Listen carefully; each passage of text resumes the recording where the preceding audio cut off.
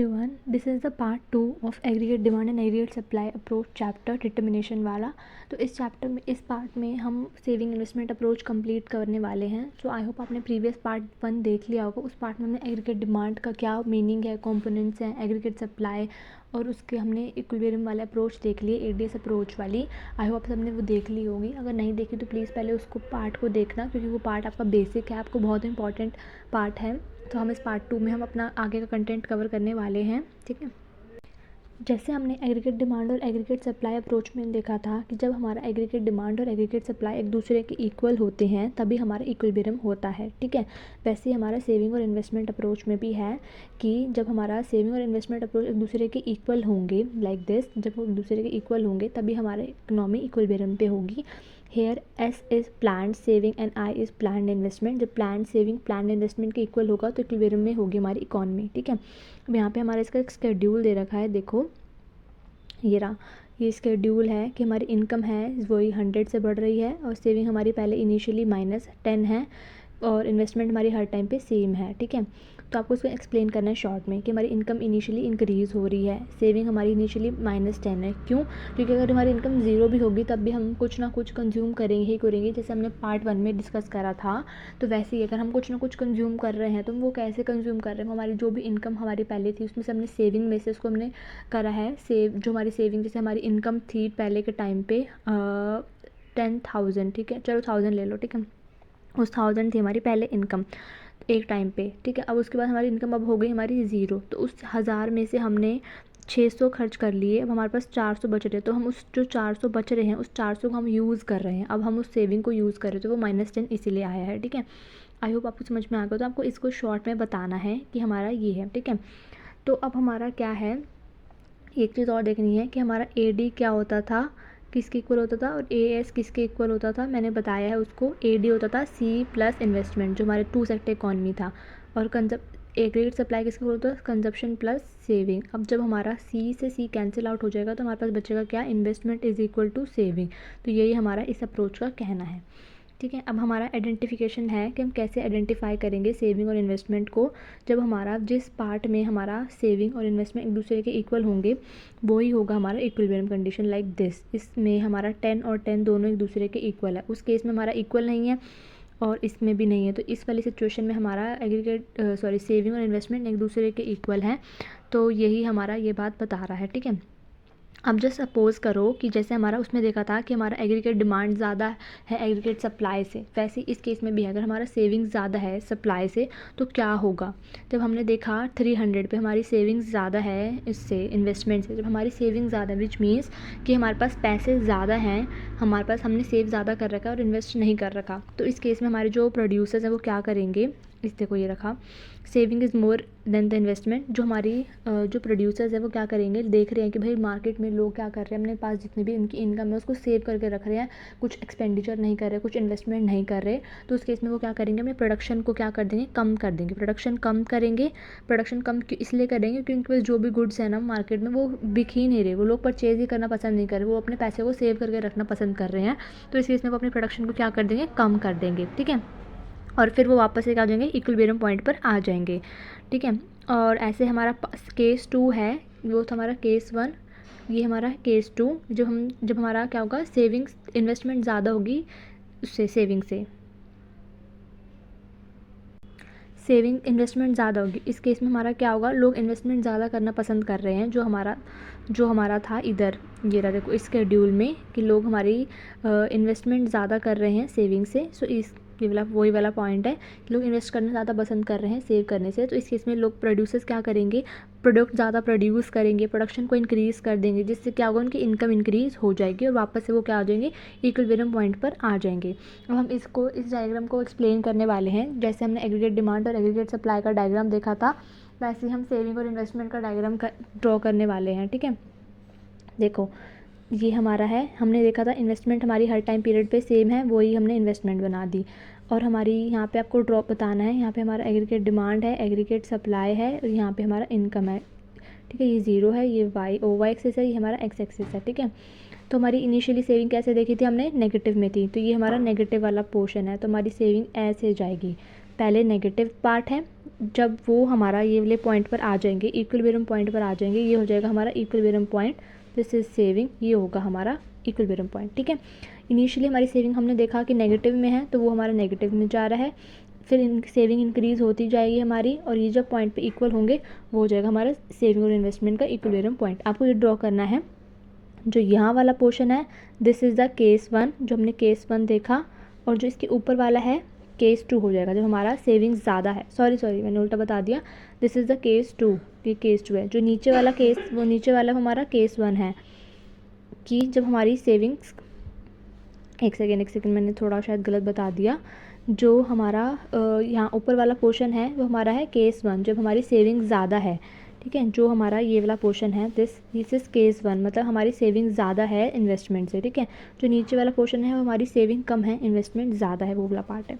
ठीक है, I hope आपको समझ में आ गया होगा। सेविंग इन्वेस्टमेंट अप्रोच बिल्कुल सिंपल है, जैसे हमारी एग्रीगेट डिमांड और एग्रीगेट सप्लाई की अप्रोच थी, उसी तरीके से हमारी सेविंग और इन्वेस्टमेंट की अप्रोच है, जब हमारे दोनों एक दूसरे के इक्वल होते हैं। आपको लास्ट में कंक्लूजन ऐड करना है कि जब हमारा सेविंग और इन्वेस्टमेंट अप्रोच वाली वही है, उसी तरीके से जब इक्वल होंगे तो हमारा इकोनॉमी क्या हो जाएगी, इक्विलिब्रियम में हो जाएगी, और कोई भी टेंडेंसी नहीं होगी हमारी चेंज होने के लिए।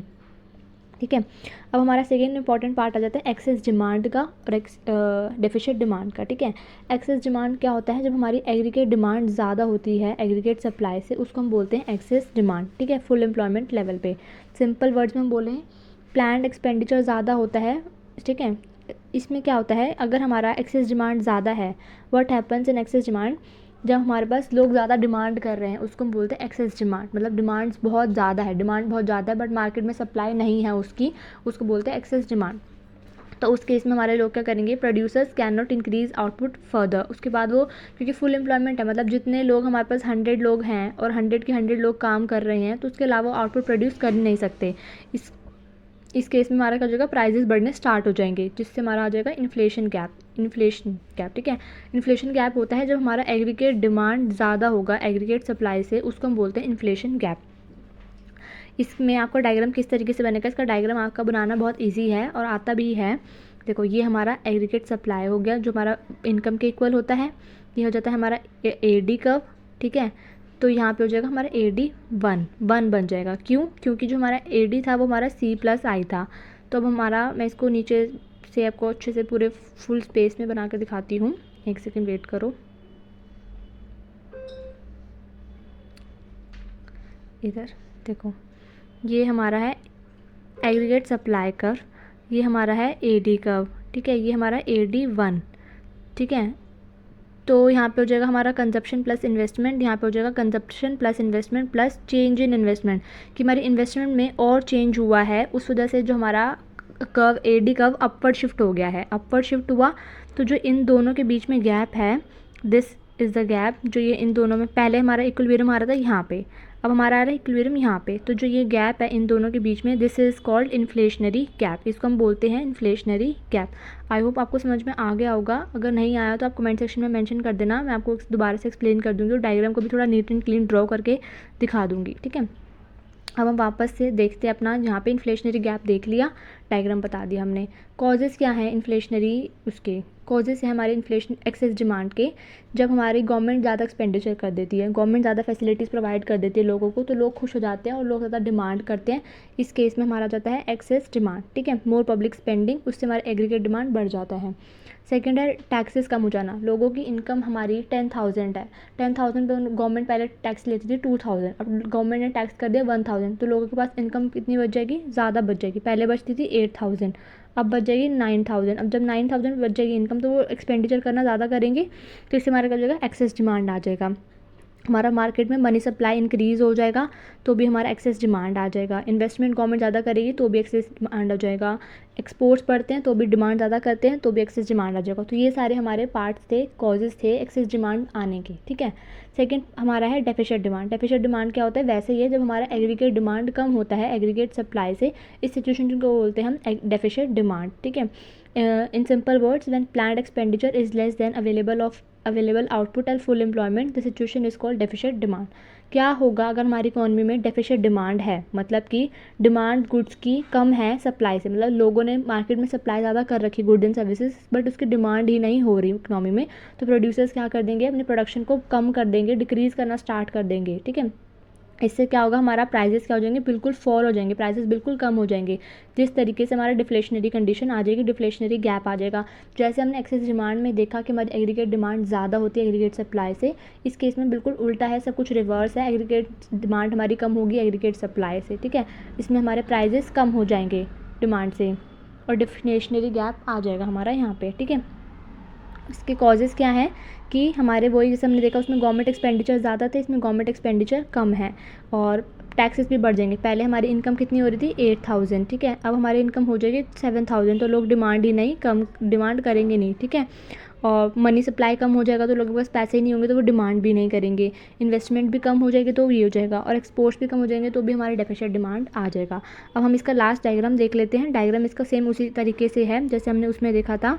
देखो ये हमारा है एग्रीगेट सप्लाई सेम, ये हो जाएगा हमारा एग्रीगेट डिमांड 1 और ये हो जाएगा एग्रीगेट डिमांड 2। हमने उसमें देखा था प्राइजेस बढ़ गए थे तो हमने डिमांड कब ऊपर बनाया था, हमने ऊपर शिफ्ट करा था उसको इन्फ्लेशनरी गैप में, बट डिफ्लेशनरी गैप में हमारा वो क्या हो जाएगा, डाउनवर्ड शिफ्ट हो जाएगा। ये हमारा है दिस, ठीक है, ये हो जाएगा हमारा पहले वाला इक्विलिब्रियम, पहले हमारा इक्विलिब्रियम आ रहा था यहाँ पे, अब हमारा इक्विलिब्रियम आ रहा है यहाँ पे, जो इन दोनों का जो ये है गैप, इसको हम बोलते हैं डिफ्लेशनरी गैप। ठीक है, आई होप आपको समझ में आ गया होगा। प्लीज़ कमेंट सेक्शन में मेंशन कर देना अगर डायग्राम समझने में कोई डिफ़िकल्टी हो रही है तो।